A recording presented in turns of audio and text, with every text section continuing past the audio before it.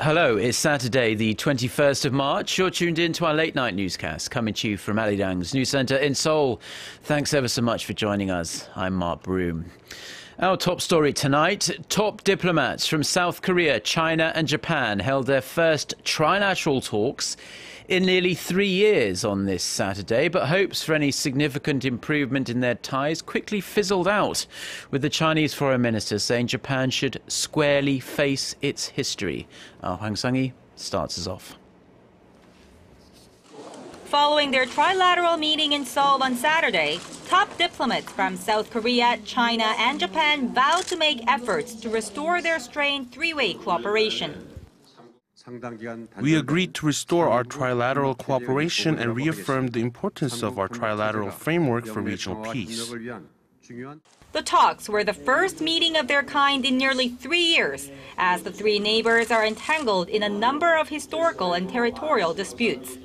The biggest accomplishment, according to the ministers, was reaching an agreement on holding a trilateral summit at the earliest convenient time.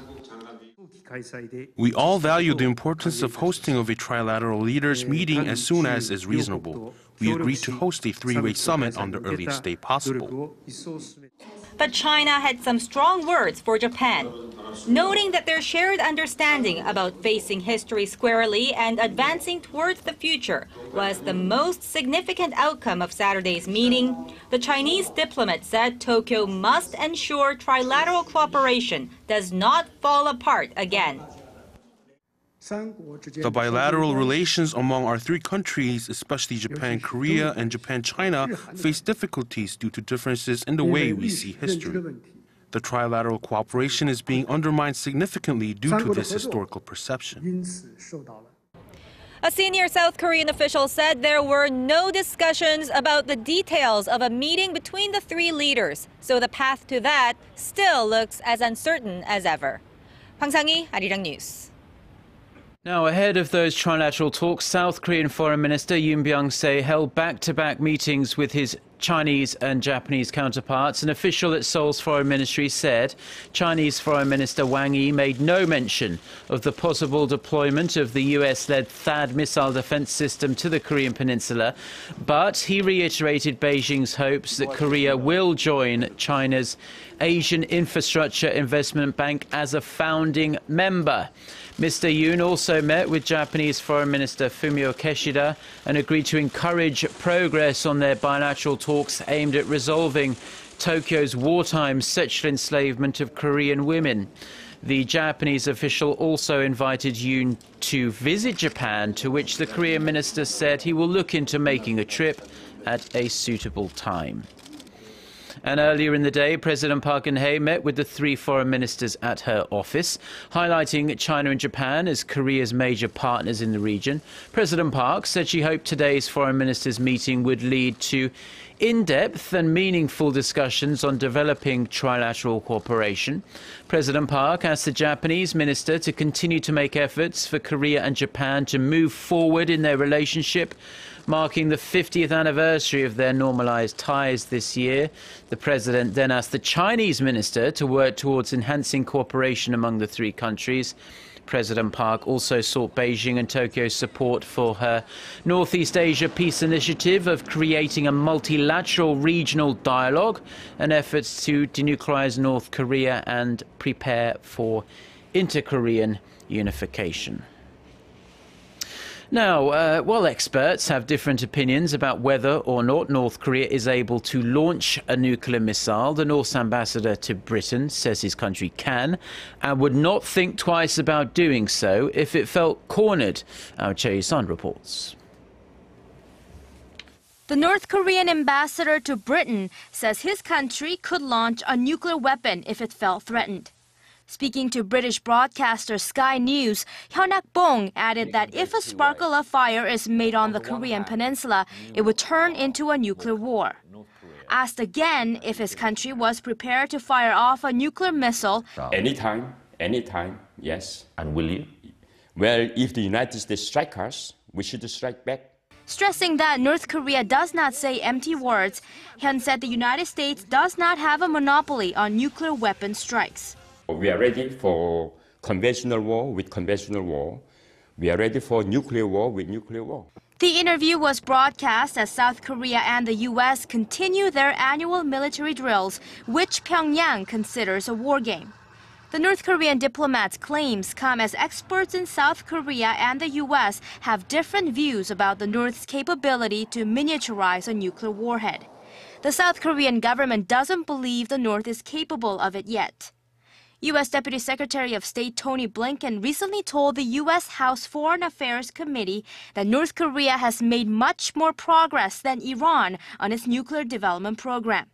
He added past surveillance on the North's nuclear activities was less stringent than the current system on Iran's nuclear program. U.S. Republican Representative Jeff Fortenberry went as far to suggest recently that Seoul and Washington jointly set up a nuclear command as a means to deter Pyongyang's nuclear advancement.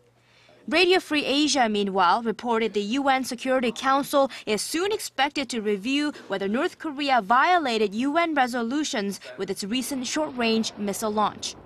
Choi Yu-sun, Arirang News. The US military is adding an extra 400 soldiers to its force in South Korea. The Pentagon says the troops are members of an army battalion equipped with the multiple launch rocket system, which is an armored vehicle that fires surface-to-surface rockets. The soldiers are expected to arrive in Korea in May and will be deployed on a 9-month rotation. The US Army says the battalion will help it better deter North Korea's artillery threats, but is not linked to any increase in tension on the Korean peninsula. The deployment will bring the number of American troops stationed in South Korea to just under 29,000. Japanese Prime Minister Shinzo Abe has reportedly been formally invited to address US Congress when he travels to Washington at the end of next month or in early May. Citing diplomatic sources in the US capital, AFP reports Abe will become the first Japanese leader to ever address both houses of Congress and the first to address any part of Congress in over half a century. The report says an official announcement is expected soon. Now, there has been a lot of opposition to the invitation because of Abe's stance on Japan's historical wrongdoings, particularly its military's use of tens of thousands of women and girls, many of whom were Korean, as sex slaves during World War II. His critics, including Korea and China, are worried Abe will use the speech to present a revisionist account of past events.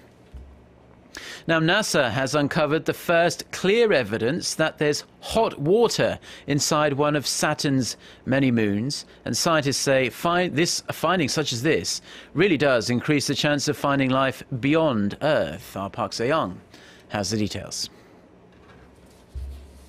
This is Enceladus, just one of more than 60 moons that orbit Saturn, but scientists say it might be the first place outside Earth that hosts life in our solar system.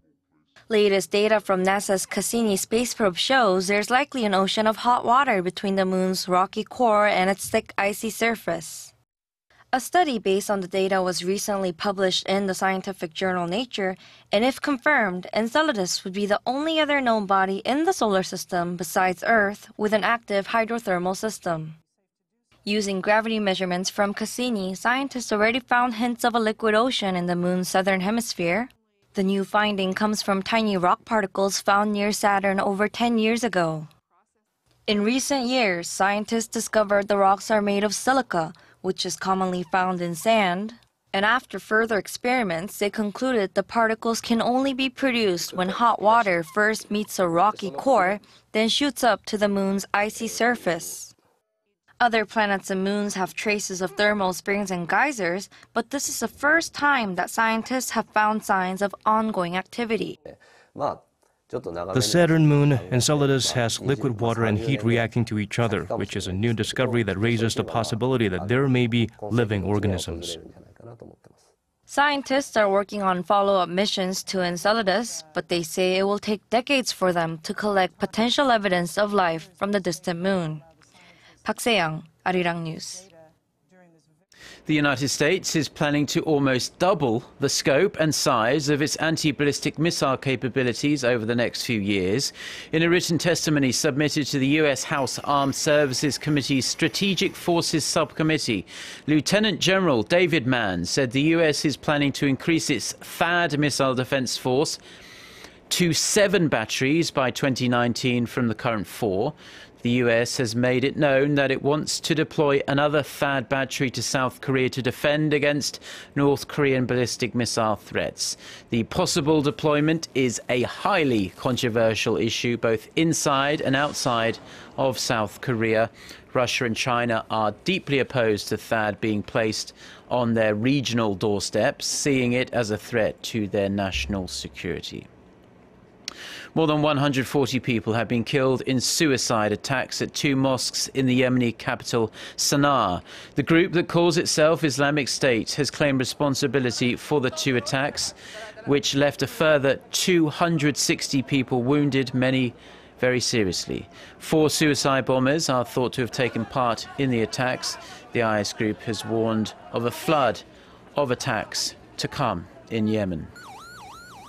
Now, before we go, taking a brief look at the weather here in Korea, and it's quite a mild evening in Seoul for the time of the year, but there is still a lingering amount of a high level of yellow dust lingering over most of the central region, so it's best to limit your outdoor activities and keep your doors and windows closed whenever possible. Now, temperatures will return to the seasonal norms on Sunday, and this period of bad air could actually linger for the rest of the weekend. Seoul is going to see a high of 13 degrees tomorrow, but it should be sunny at least. Now, for those of you watching in other parts of the world, here's a look at the global forecast.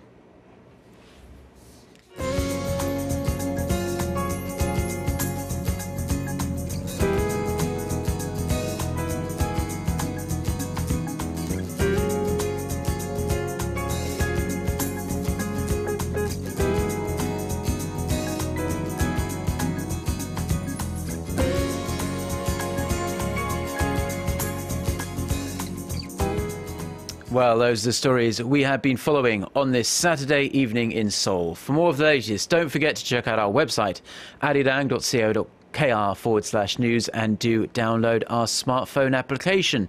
Enjoy the rest of your weekend. Goodbye.